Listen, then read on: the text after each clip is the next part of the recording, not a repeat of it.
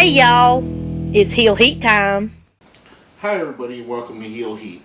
My name is George Coles and this is our WWE show for the week. First off, we're going to go with a so-so segment. Now, if you've seen the show before, you know this is the stuff that's not bad, not good, it's just there. The thing I found to fit in this week was Dolph Ziggler versus Fandango. I just don't know. This time last year, these two guys could have been major stars, but somewhere the ball's been dropped. I don't think the Fandango Layla connection is as good as the Fandango Summer Rae connection was. I don't know what the deal is with Ziggler, or who he's pissed off, or why he's not more prominent, but it is what it is. Ziggler picks up the win after Fandango gets distracted by Layla, which he forgives her for because he loves her. Weird little thing there, but I don't know, just didn't hit on anything for me. I thought the match was a dud. Now, coming off of that, we're going to go into our bad segment of the night. Nikki Bella versus Natalya. I didn't get this. Is Natalya the heel because she painted you a painting, but she didn't do a good job? That's a little bit... Shouldn't Nikki be the heel in that? I mean, shouldn't you appreciate something that a friend has done for you and poured their soul into? Over the years, we've all had that friend that's made us something that's, whether it be a sweater, whether it be a painting, a drawing, bought you a t-shirt you didn't like, anything. You still respected your friend, and eventually, I know in my hand, I grew to like and love the things that my friends would get me that I didn't particularly love in the beginning because it was from that person and it meant something to them, therefore it meant something to me. So it kind of felt like that Nikki was being a snob and being a bitch in this, although they played her off as a face and Natalya as a heel for caring and wanting to give her a gift. Who knows? Now, coming off of that, we had Sheamus first versus Curtis Axel, then versus Ryback, beating both of them. To me, I thought Ryback was starting to build some momentum and become a solid tag team to give some depth to the tag team division that seems to be lacking as of late. But I think anything they had got killed, just got creamed by Sheamus. It's like a friend of mine says, he calls Sheamus the Red Cena or Cena Light or Diet Cena because Sheamus doesn't lose. I just don't get it. You could have easily had him lose by disqualification with the two of them jumping him. They would have looked strong. He would have looked strong. You didn't have to bury a tag team with one guy. Just my opinion. Now, next up, we had Hacksaw Jim Duggan coming out, promoting Legends House, which brought out Lana and Rusev. As they threaten to attack him, Big E comes out to make the save. Rusev makes short work of Big E. I guess that's a feud going forward, Rusev versus Big E. I've said it before and I'll say it again. I'm not buying into Rusev's character at all. I don't think of him as a monster. He doesn't look like a monster. He doesn't act like a monster. Big E has a more intimidating look, in my opinion. But, I don't know. This segment was too predictable. You knew as soon as he started the USA champ what was going to happen. And, of course, it did. Now, going from that, we're going to go right into our question of the week. Last week's question was, they're starting to take some turns that are more of an attitude-esque type thing. Do you feel like it would be cool for them to bring back the Attitude Era? First answer we got from our friend David Byrne. To answer your question of the week, I am excited to see elements of Attitude come back. The thing I liked most about that era was the jobbers and minor wrestlers mattered. Big stars were great as big stars, but the next tier were compelling too. D'Lo, The Godfather, Val Venus, The Brood, Bradshaw, Steve Blackman, etc. Some of the storylines left you bewildered, but it seemed that they were trying, and that was what made it cool for me. Hopefully they could take the good, leave the bad behind, and give WWE some direction. Very well stated, very well said. Probably couldn't have said it better myself. Next is coming up is from our friend at AUP116. Not really because of stupid stuff that happened with the mid-card, like Val Venus getting chopped off, but I want to see Risk back like Al Snow as European Champion more for the booking, not for the segments. I made a video about this, about the Attitude Era, us looking at it in rose-colored glasses and how it wasn't as great as it is.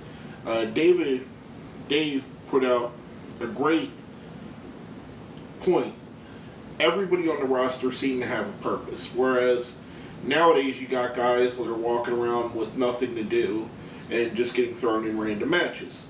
Everybody had feuds, everybody had storylines. I like that. I agree with AUP 116, however, where some of the storylines were so stupid and so sophomoric and juvenile, it was like a bad episode of Jackass.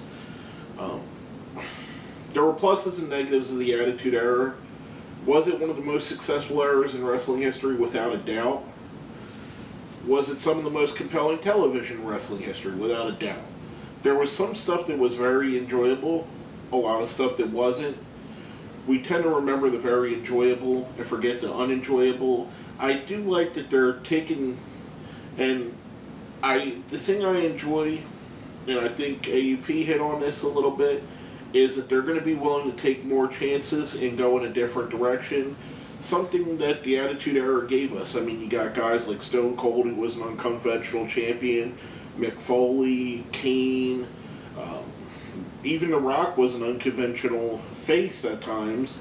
DX was an unconventional group. I mean, hopefully we get to see more of that, guys like Adam Rose, who's an unconventional wrestler, women like Paige, who's unconventional in the women's division, the Wyatt family, the Shield. I like where they're going. I think a little bit of attitude added in could go a long way. Now, coming off of that, this is sparked by something that Xavier Woods put on his Twitter. Basically, he put, after Rusev attacked, do we need to reform this? And had a picture of the Nation of Domination. My question is, based off of that, what faction would you like to see come back?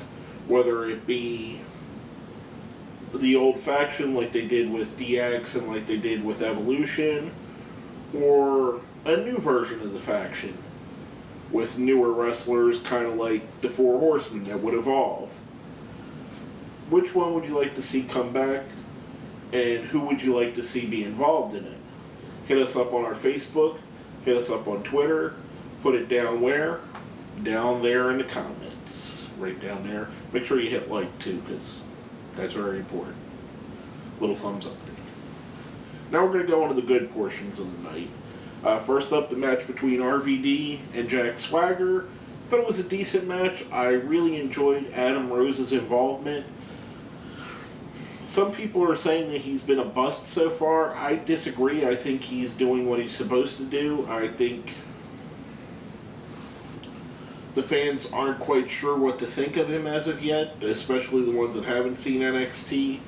I think once we get more of his in-ring in there and see more what he's about, just not the catchphrases, I think it'll go further to further his career. I think a match with Swagger would do him very well at the pay-per-view. Next up, we had Paige versus Alicia Fox. Alicia Fox controls most of the match. Paige picks up the surprising win at the end. Alicia freaks out. The reason I thoroughly enjoyed this is Paige is bringing relevancy and bringing an excitement back to the Divas division. Alicia Fox is a straight-up good wrestler. She's light years better than she was even 2 years ago.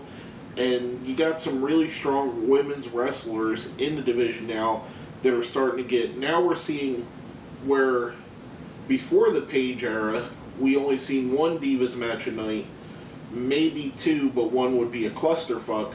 Now we see two. We see Nikki versus Natalya, which I didn't like. However, it's been afforded with the Paige and Alicia Fox. We're seeing more Divas matches, more on the other shows, more on Superstars, more on SmackDown, more on Main Event. I think she's elevated the division just by how good she is. Now, coming off of that, we have Cena and the Usos versus the Wyatt family. I actually liked their match from SmackDown a little better. This was actually, it was a very good match, don't get me wrong. The green team picks up the win, Cena and the Uso brothers.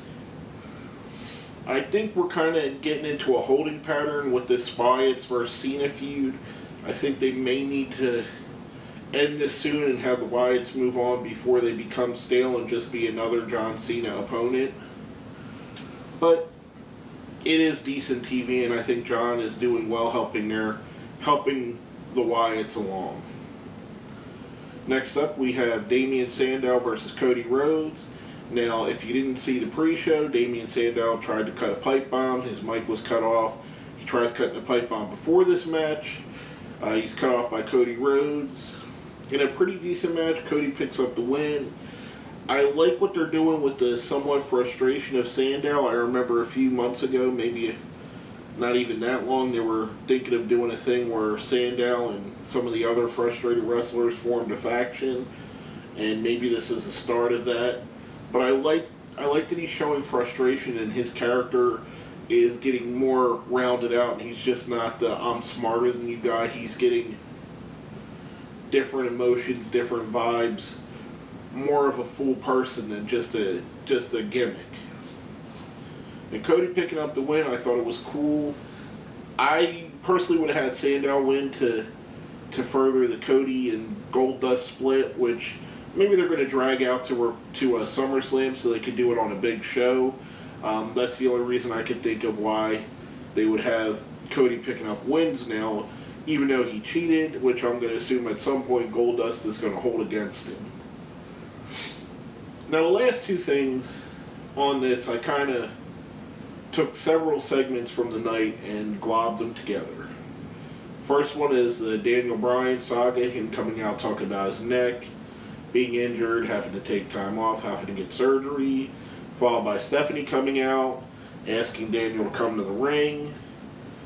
He doesn't, but Kane brings him out unconscious, which leads to us having Daniel Bryan loaded onto an ambulance, and Stephanie asking Brie for forgiveness, where she just says, leave us alone, and pushes her, or stay away, I'm sorry, and pushes Stephanie. I think they're kind of keeping their window open.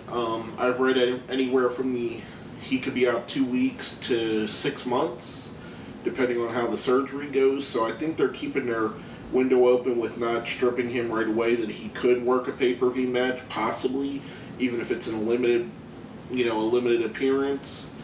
I think what they'll probably do is put a stipulation that if he can't wrestle at the pay-per-view, he's going to give it up to a number, and there'll be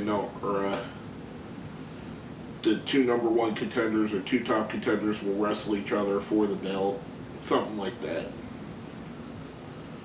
But, a little decent thing, way to keep it relevant. It kind of sucks, all the bad luck that Daniel Bryan's had since winning the championship. It's kind of let the air out of the Yes movement and the Daniel Bryan fans all around.